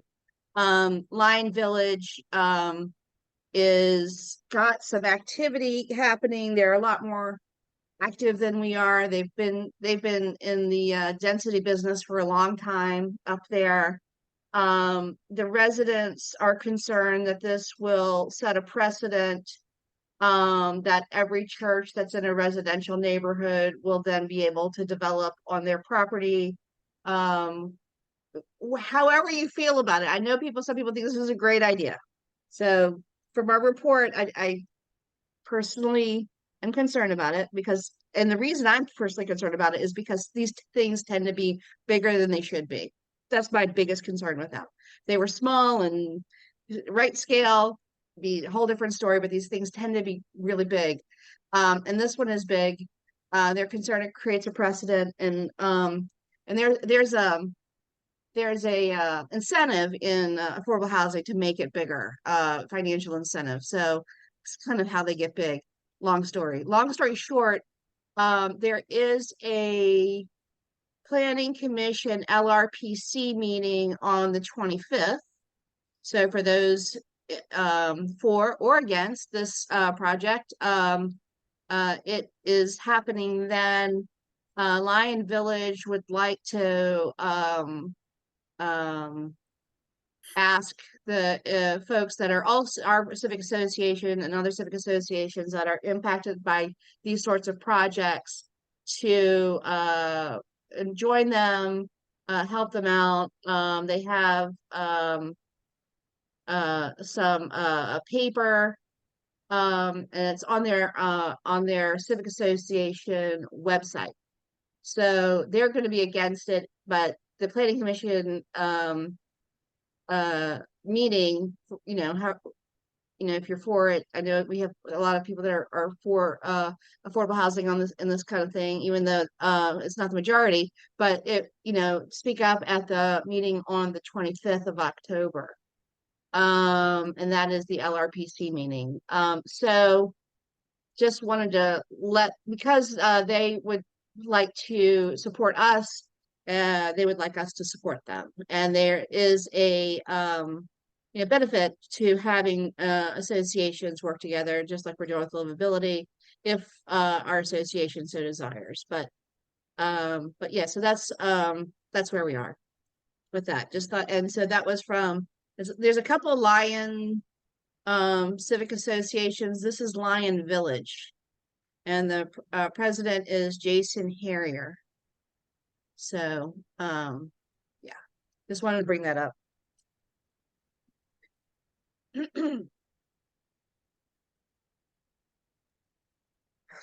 Thank you, Stacy. Sure. Can I ask you, what is the connection between the Millwood project and the church project? Yeah. Other than the fact that both would be an affordable housing project and both sort of are a community building being converted into the project. Right. So it's the process that they're using to get the project built. So in both cases, so right now, you have a church, it's a church site. You have a public site, it's a public site. What this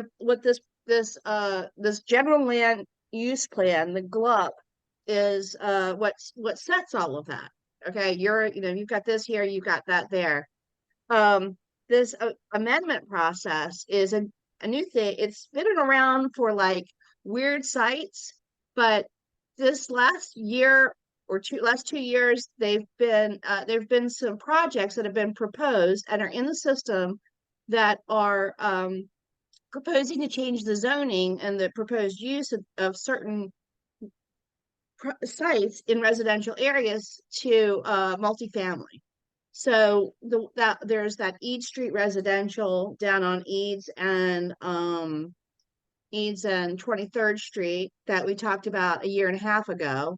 And our civic association voted against it overwhelmingly because it's just too big, too close to the residential neighborhood right there. Similarly, there was a change of use zoning, and some people are calling this spot zoning, and that's something that I'm getting some people to help look into if that really is true, that is spot zoning, because if it is spot zoning, it's illegal in Virginia. A whole other rabbit hole to go down. But for right now, the look is the Millwood project. There's a residential zoning there. There's I think it was public, but they want to make it should be commercial, public, residential, single family residential. And they want to take that and make the single family residential part of the site and the commercial and the public to multifamily residential. And so that is the process that allows them to do it, is called a GLUP amendment. It's controversial. And that's the same process that is being used in other locations. There was a Sunrise Center up on Glebe Road that it was a little bit different, but similar. And now what's really got people bees in the bonnet is this church up in Clarendon, because it's going to be a really big project, and it's going to be in a residential area, sort of this edge area between Wilson, and then the church is about half a block back, but it's into the residential neighborhood. So I hope that answers the question. Interesting. Yeah, that's really interesting. So this is a process that in the past has been used to make more minor changes. So it never existed before 2008. In 2008, there was some legislation, and I don't know the whole history, but this is the research I've done. 2008, there was a change to the zoning to allow this, and there's like a really high bar for it. In the way the zoning, the legislation is, or the act, or whatever they do, resolution. I don't know the difference between this, but what passed was it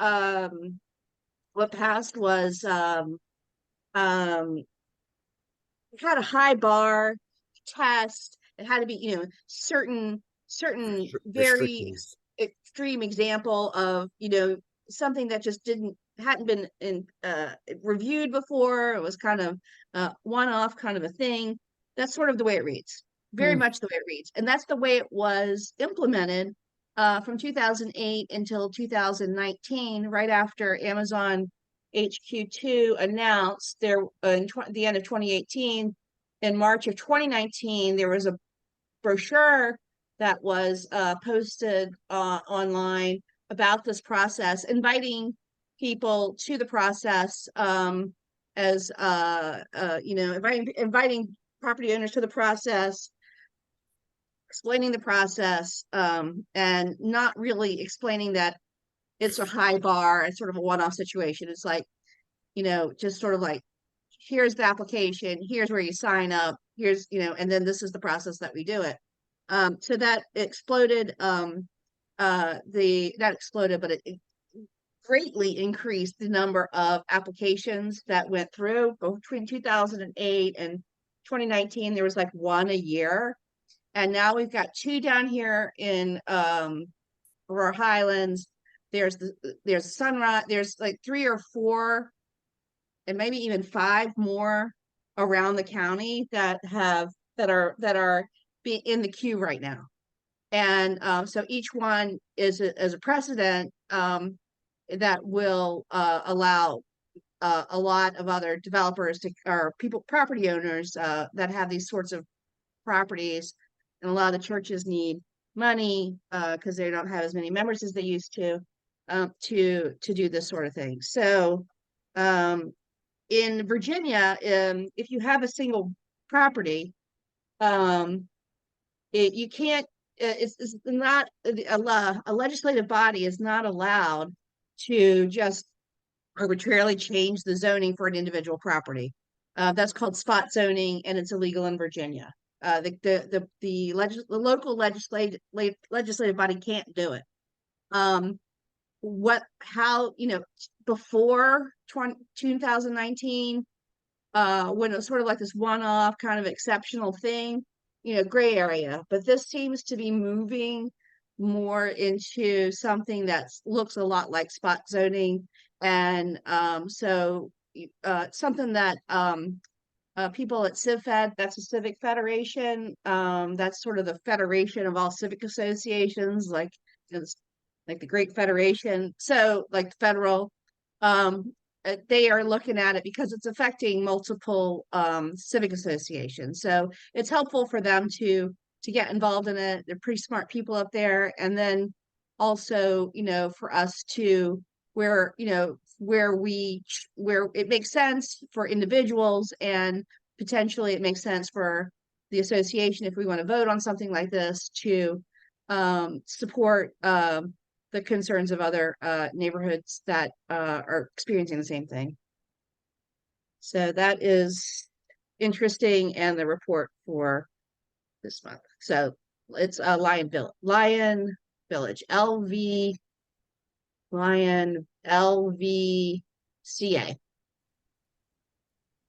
And did you say it was the 25th, their meeting? 25th is the LRPC hearing. There's a Lion Park also. I know, that's what's confusing. This is Yeah, Lion Village. Yeah. Lion Park's across this way, I think. I don't know. It's across on the other side of Wilson. Right. So Interesting. That's a very interesting issue. Thank you for bringing that one up. So if it's illegal, how can they do it? The spot right, zoning thing. it's interesting, right? So that's how it kind of works, right? So not sure. Here we are in the evolution of the future, right? So this is happening. Is it or is it not? If it passes, if it passed, and this just to me, I've been working on this a year and a half, and somebody just mentioned this to me. This was somebody that has been in the business here for a while and dealing with the county mentioned it to me recently, and asking some of my more intelligent friends to check into this as well. But yeah, I mean, this is a history. This issue has a history. I kind of did a little bit of research on it recently, and it's happened before in different places around Virginia for different reasons, and it's been challenged and by people who have were impacted by the upzoning, and in some cases have prevailed. And I don't read more about it than that. I didn't go to school to become a lawyer. So, but yeah, so I'm gonna find some lawyer friends to help me out with this. I have one, I've asked one already to look into it. But yeah, and by the way, Lion Village has hired a lawyer. Yeah. Nice. Yeah, it sounds So- like they could use one. I mean, if this was supposed to be like a stopgap for situations that existing rules didn't cover and that's now being expanded for every project, that Well, doesn't yeah. sound right. Well, and who is ahead of that? So they're just at their first meeting. All right. We've already had the first meeting down here for Melwood. That was a year and a half ago. And now Melwood is moving through this process. So Yeah. actually, Aurora Highlands in our situation here with Melwood is further along than this Lion Village situation with their church is. So this survey is like the next hurdle. And we need to really think about how to engage going forward. And something I'd like to bring up to the executive committee because we really need to consider. I think Corey was talking about bringing Melwood in to do a presentation. Our LRPC commissioner, that was Jim Lantelmi, suggested that we should be engaging and talking to the county staff, and now that this has started up again. And so we need to consider, how do we want to engage with county staff? How do we want to engage with the commissioners? How do we want to engage with Melwood? What's our next move here? I mean, it seems easy now, a year and a half ago, just to write a paper and say and vote against it. But this is not going to go away. And it may end up take a long time and find its way to court. So Just to clarify, Stacy, so you're saying that the same process they're using in Lion Village that is precedent setting is the exact same process for Melwood, and it's further along. So really they're we're hand further in along. hand, Yeah. and the Melwood one is coming up faster. So we need to get on it if we want to do something about it, or if we don't want to do something about it, we need to, it's coming. Yes, ma'am. That is Okay, correct. thank you for clarifying. Thank you for clarifying. Yeah, sometimes I can be a little bit wordy, but yeah, that's what's happening. So yeah. But yes, but the nice thing is this has gotten this issue, which no one knew about a year and a half ago, actually, has gotten some attention from people who are really smart at CivFed, who are really together up at Lion Village. They've got 1,000 signatures on some petition. I mean, they're really organized. So at least that is good for us because we're sort of more David and Goliath. We have so much on our plate, and this is just another thing. Whereas, people at CivFed and Lion Village, they have more resources, but that's not to say, we don't have to continue, moving on this if this is something that the community was 6-1 against. So with that kind of margin, it's in the vote that we had a year and a half ago, I'm going to be representing from our committee that this is something we want to continue to work against. Jill, I just want to note the time. Oh, I guess we are going over, aren't we? Let me 9:08. Oh, thank you. Okay, well, thank you, everybody. I guess we are going a little bit over, and I'm sorry about that. We got started a few minutes late, but Sarah, I see you still have your hand up. Did you have another comment, or is that just from before? Okay. Just went down. Yeah, thank you. Okay, if anyone else, does anyone have any other business you want to bring up briefly before we adjourn? That looks like a no. So in I that move case, to adjourn. you read my mind, Rachel. Sorry. And do we have a second? Second. Wonderful. Okay, I think we did that part right, and I thank you, everybody, for Thank you. for being here with us. Yeah, thanks, everybody. And everyone have a great Thanks a month, lot. and Good. we'll be in touch soon. Thank you, Jill, for sitting in. Oh, thank you for helping me. Yeah, nice job, Jill. Thank you. Okay, everyone have a great time. Take care. Okay, bye-bye. Bye.